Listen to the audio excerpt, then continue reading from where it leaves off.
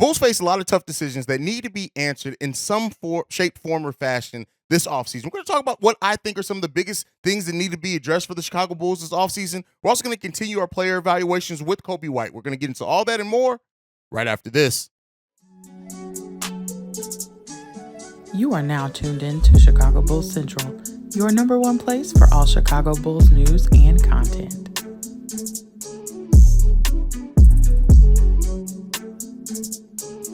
What's going on, Bulls fans? Welcome to another episode of Chicago Bulls Central, your number one spot for everything Chicago Bulls related. If you want to follow me, you can do so right off the top at CEO Haize. If you want to follow the show, you can do so at Bulls Central Pod. But let's go ahead and get into it. So the Bulls face an offseason in which they have a lot of things that they need to look at, address, solve, and really try to, while not going full rebuild, which AK has already said they're not going to do, really find a way to retool, change the shot profile, which has become AK's new buzzword, but really just to kind of evolve this team, right? To get this team with primarily probably the same core and really increase, right? And so, yeah, we have questions as far as free agents. Nikola Vucevic, who, if he does decide to walk, is going to leave a huge, void for the Bulls to fill. But when we look outside of that, right, and some of these are if Vooch does stay. But one thing, we need a two-way power forward who has solid help defense. When you look at the Chicago Bulls, the fact that we don't block a lot of shots, the fact that we need rim protection, bringing in a player that can play the forward position, not necessarily a starter, because I still do think that maybe Patrick Williams is probably going to end up being the starting power forward going into next season. But again, with Billy Donovan, you never know. We are just as equally likely as Kevin Hart to be our starting power forward next season. But with that said, right, we need a two-way power forward that maybe even can play the 4-5 or 3-4 to kind of maximize on what they can do in the potential lineups that they can bring. But we need them to have solid help defense. When you look at the Chicago Bulls, pick and roll defense, even though we are a top 5 defensive team, those are areas that we struggle in. If we can bring in a two-way power forward, or like I said, 3/4, 4/5, whatever it ends up being, that could really hold down both roles, be a fit next to Vooch. If it does come and we do end up keeping Vooch, that's going to really help the Chicago Bulls defense. And also going to help that Chicago Bulls shot profile that AK said that he wants to change. Also, the lineup and coaching issues. Now, some of this may be changed just by the nature of like the first thing that I noticed, right? But we do have just weird lineups. I know that Billy Donovan fell in love with the Alex Caruso as the starting power forward lineup last year with Patrick Beverley. With Patrick Beverley's recent comments on his contract, it's brought into doubt if he comes back. But whatever the Bulls do there, I hope that we can have a more traditional lineup, right? A more traditional, on top of that, everything else. When you look at the Bulls, yes, we had an efficient offense. When you talk about our field goal percentage, things like that, we need to change some of those things. But I do think that, with adding more size to this roster, having a roster that makes a little bit more sense, it can help Billy Donovan not go small. Now, I've always said this, right? You have to kind of insulate this roster against Billy Donovan and his philosophies to go small some. But as long as Billy Donovan is going to go small ball, and that seems to be a thing that may be a constant thing here, we'll see if it comes out of that. But we need to improve the lineup. We need better coaching decisions. And listen, Billy Donovan, for every game that we sit there and we'll talk about the lack of scheme, we'll talk about the lack of adjustments, he'll have a game in which he makes great adjustments, right? Like the Memphis Grizzly game. He made great adjustments in the second half of that game. It's just not consistent enough. And I really hope that with a hopefully improved roster, right, as far as just more balance and a more traditional style lineup there, that Billy Donovan can coach a little bit better. We need better leadership as well. You need high IQ basketball players to kind of offset some of the things Billy Donovan does. And I do think that when we have a communicator out there on the defensive side of the ball and offensive side of the ball for that matter, it really helps the offense flow, that we don't have the most creative scheme because of coaching. But coaching issues are absolutely a thing with this roster that we know we're not changing the coach. That's not happening. So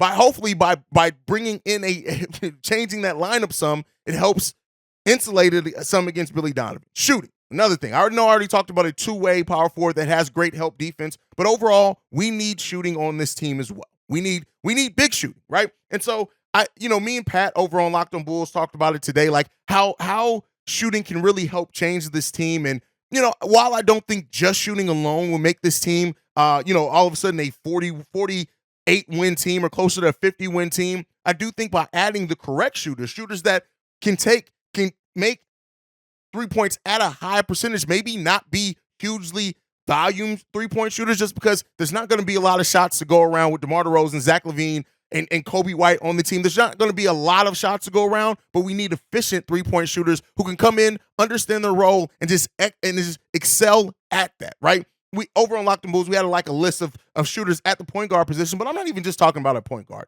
A 3-and-D wing can help a lot with that, right? A power forward that does have that two-way power forward. If they also are a threat to stretch the floor, it can help with that. But either way, we need more shooting. We need to run Zach LaVine off more catch and shoots as well. Hopefully, Coby White's second half of the season after the All-Star break and how that shooting comes around is going to be a more consistent thing for him this season. But we all know we need shooting.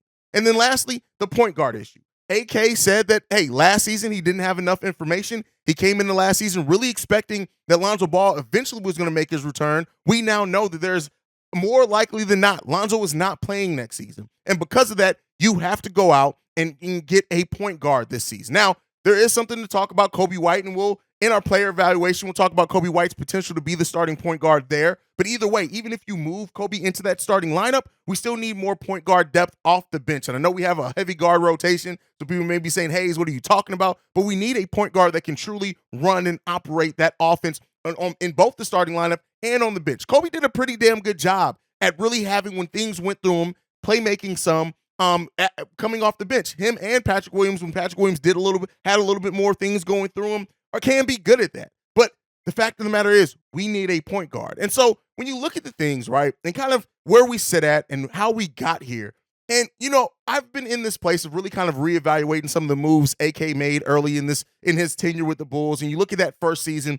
trading for Vooch, and then bringing in DeMar, bringing in Lonzo, and things like that. And really, when you look at it, we're almost at the same place that we would have been had we kept Laurie, had we kept Wendell. Like, you could talk yourself into, would that team have been a 40-win team by now? With that team just continuity being a thing, the youth of that team? Then at this point now, having younger players to trade for assets, like, there's a lot of woulda, coulda, shoulda there. And I'm not really somebody who reevaluates every move a GM makes every single year, but when I understand why AK did what he did. But the fact of the matter is, it did not work out the way that he thought it was going to.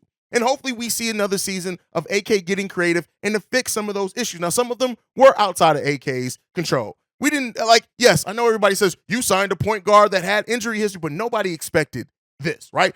Even if you expected Lonzo to miss some games, see a handful of games, 20 games so every season, I don't think anybody would have expected him to have a injury that we are legitimately asking if he's going to be able to come back to basketball, right? So, the fact of the matter is this. We got rid of youth, and we also sent out future picks so we can try to go win now. Not championship contention now, but win now, right? Win games. And you have to ask yourself, had that team gone through their ups and downs naturally, we would have had higher draft picks, we would have had more draft picks, we would have had more draft capital at this time, and, whatever, woulda, coulda, shoulda, right? But while I'm not somebody who really likes constantly reevaluating every single move, it is what it is now, right? This is where we are. And AK has to find a way that in where we are right now to still revamp this team and add talent to this team. That is where we are. You cannot take away from that. You cannot hide from that. We cannot have another season of kicking the can down the road and betting on just continuity.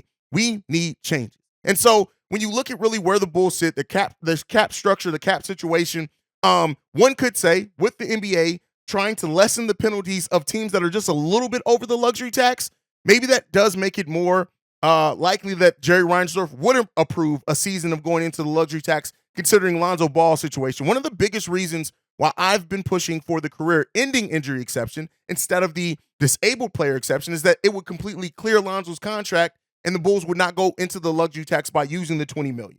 If they use the disabled player exception, it gives them half Lonzo's contract to go out and sign a guy, but Lonzo's full contract still counts against the cap, so that exception would send us into the luxury tax. Now, it remains to be seen how much of a penalty it's going to be just to go a little bit into the luxury tax. There's, like right now, for example, if a team were to sign a guy for $3 million to go into the luxury tax, if they're now $3 million into the luxury tax, they would end up paying close to $9 million on just that $3 million contract. If they do make it less punitive and that $3 million over the salary cap ends up just being more like maybe 4.5, maybe you can convince Jerry, but then even then, right, it's, again, another could be possible scenario. At the end of the day, regardless of luxury tax or not, AK has to find a way to improve this team. We have to find a way to solve some of the issues that are going on with this team. And, hopefully we do. Hopefully we can. I'm not as optimistic as what I was with AK and Eversley at one point. I think that luster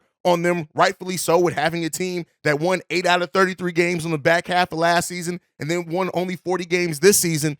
It's rightfully so some of that luster is worn off. But now you have an opportunity to go into this offseason and prove everybody wrong. Get it done. Improve this team. The excuses, you can only have so many of them. Yes, we are a cash-strapped team. Yes, we could have $16 million in cap space by sending everyone away. That's not feasible either. You have to find a way, whether it's by moving players, whether it's by convincing ownership to briefly go into the luxury tax. There's a lot of questions around that. But hopefully, with those issues that I laid out there, we can find some kind of solvent for them. Now, let me know what you guys think on that down below. But before we go, we have to continue our player evaluations. We're trying to get through the whole roster by the end of next week.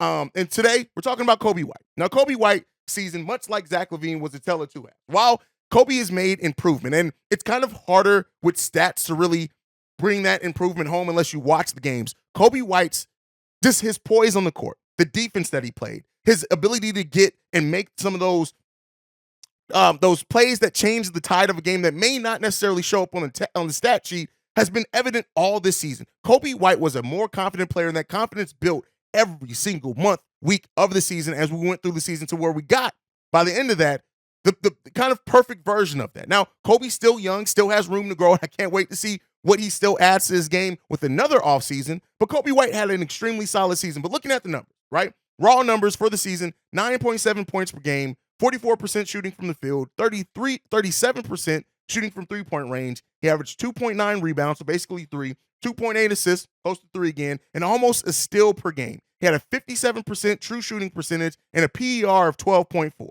right?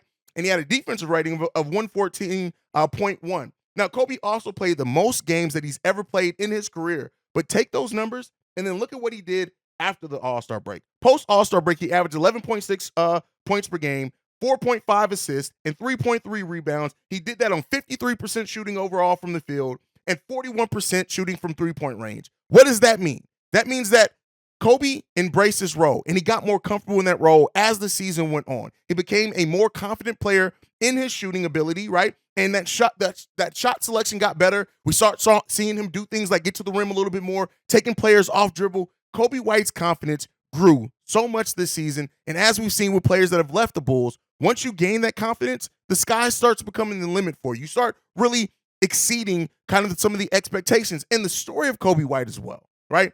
For a player that last year around the trade deadline, most Bulls fans thought and wanted to see Coby White go for some size, right? To bring in a power forward, to bring in more size to this roster. Now, a lot of Bulls fans, and I think one of the more common things in the community is hoping that the Bulls can retain Coby White. I've always said this. This is a reason why you don't give up on young players that still have room to develop. Coby White is a testament to that. And so, in looking at Coby White's season, he's the only Bull. Let me be clear. I said on yesterday's episode that I could not give a Bull an A considering that we were a 40-win team. I'm looking at this now and I'm saying no. Coby White, in the way that he embraced his role, the way that he grew, the way that he grew that playmaking, his defense, every single aspect of the game, Coby White has finally become a player that has found a way to impact the game even when his shot isn't falling. And then you add in his shooting and his ability to score after the All-Star break, Coby White gets an A- for me. That's it. He's the only Bull, I'm telling you right now, he's the only Bull that is going to get an A-level grade for me in these evaluations, and I think it's earned, right? Coby White, to me, has had such a really good season, a season that it just completely changed your opinion on Coby White for most Bulls fans. Keep in mind, I always like to say this and point this out, not to toot my own horn, but just because it's real. One of the first videos I ever had on this channel to blow up was the offseason last year, or the season before, that I said the Bulls would be crazy to trade Coby White. And so many people disagreed with me. And now when you look at how Coby White just turned the conversation around him into a different level, you have to acknowledge that Coby White is really, I don't want to say saved his career, because a young player like that, somebody was always going to give a chance, but he's completely changed the conversation amongst Bulls Nation around him. And I think that earns an A- grade. Now, one of the biggest questions in this offseason is, can Coby White be your starting point guard, right? And by that, I mean this, right? I'm not, to me, and what I'm saying, I'm not saying that the Bulls should go into the offseason and saying, nope, Coby's our starter. That's it. We don't have to worry about the point guard position. I think that the Bulls should look to upgrade the point guard position. If they can get a Trey Jones, a Mike Conley Jr., if they can get players like that, try to get them. But if you come into the free agency and you can't recruit those guys and you say, hey, we're going to try Coby out as a starting point guard, we're going to add some depth on the bench, we're going to get a high-level bench player. Fred VanVleet is another one if the Bulls can go out and get him if he does end up opting out. But if you do say, hey, we struck out on the starting level point guard situation, let's try to start Coby. Let's also increase that depth on the bench with the point guard position. I wouldn't be mad at it. I think that while Coby has shown his ability to play make, that doesn't make him a playmaker, right? And so that's not ever going to be his strict role. And he's even said that if you look at his post-game conference, saying that he initially came in trying to be that, but now he's just going to be him. And that's fine. There's freedom in that, right? But I do think that, to me, Coby White, not because with the makeup of this roster, I think that Coby White should be a player that comes off the bench just because it allows him to have more things go through him. It allows him to have the ball in his hands. It allows him to play make. It allows him to not just be this catch and shoot three-point shooter that we tried to turn him into at points, that he's never really excelled at just that role. So that's my thought on Coby White starting. But I can say that if we come out of this offseason with improving size, adding some rebounding, adding some shot blocking and rim protection, and we sign a high-level backup point guard and it kind of just thrusts Coby into that starting level point guard role, I think you can do a lot worse, right? But I do think that Coby White does come back here, and regardless of the role, he needs to have a major role on the team. Whether he's starting, coming off the bench, Coby has shown that he deserves minutes and he deserves opportunities to just go out there, play, make, and score.